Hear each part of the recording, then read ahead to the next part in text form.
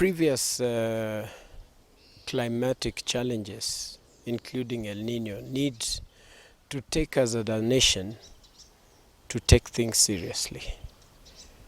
Globally, what we see happening in other countries could also happen here.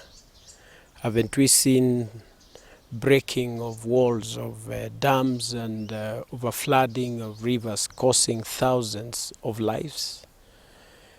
Kenya is not exempted from such situations, and therefore we need to start taking messages and information arising from scientific methods very seriously. Particularly El Nino, Kenya is faced with a situation that is known, a situation that we went through in the late 90s, in 1998 particularly, and we need to be very careful. We need to get, firstly, all units of governments working together.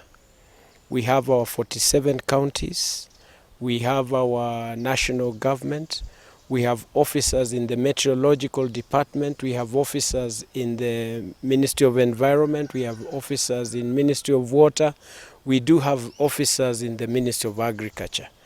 All these units, all these individuals, all officers must work together. We have no option.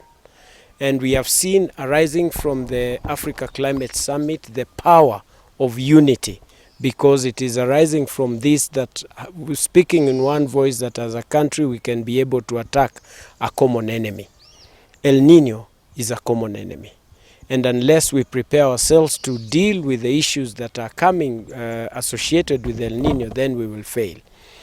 El Nino is associated with a lot of water.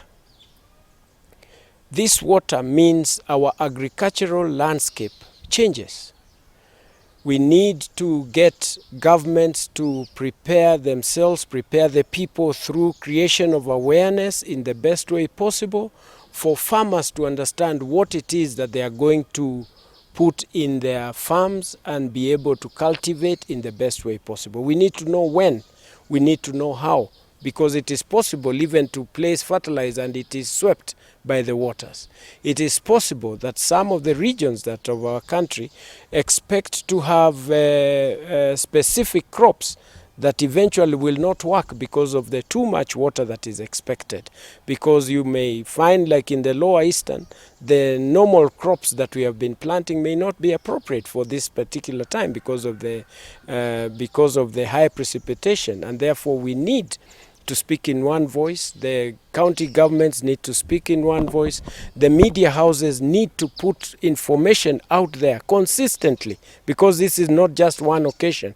It is a continuous process. Some of the places, as reported, we may expect to have rains up to the month of January and beyond. And therefore, haven't we seen the rains coming in during September? Isn't this enough warning that we need to start thinking about? And therefore we need to start working on this. Secondly, we need to have teams already in place.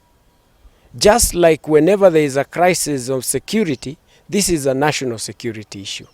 All forces and everyone is called, even from duty, those who are taken off, to be back to work. This is where we need all county governments to set up the preparedness networks, and everybody to start working in time and off time, because we cannot anticipate to have money set aside and we have people suffering at the same time. This cannot work.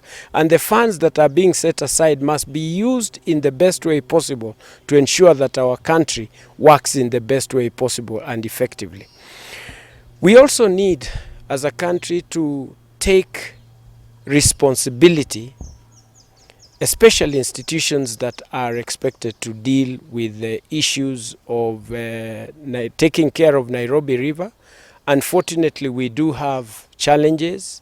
Some of the hotels and some of the buildings that have been put up in the riparian space, this is the time. This is the time. A wrong investment is a wrong investment. The Tribe Hotel is placed on the doorway of water. There are people also along the same line of Nairobi River that are living in places that are very dangerous. This is the time to move them.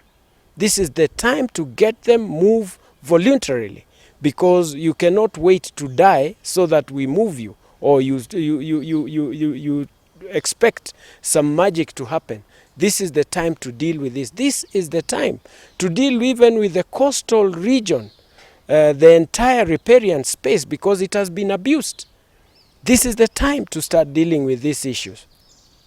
At the individual level, we need to start thinking, what is it that I am doing? Do I know the type of crop to plant? Have I encroached the river space, or the lake space, or the dam space?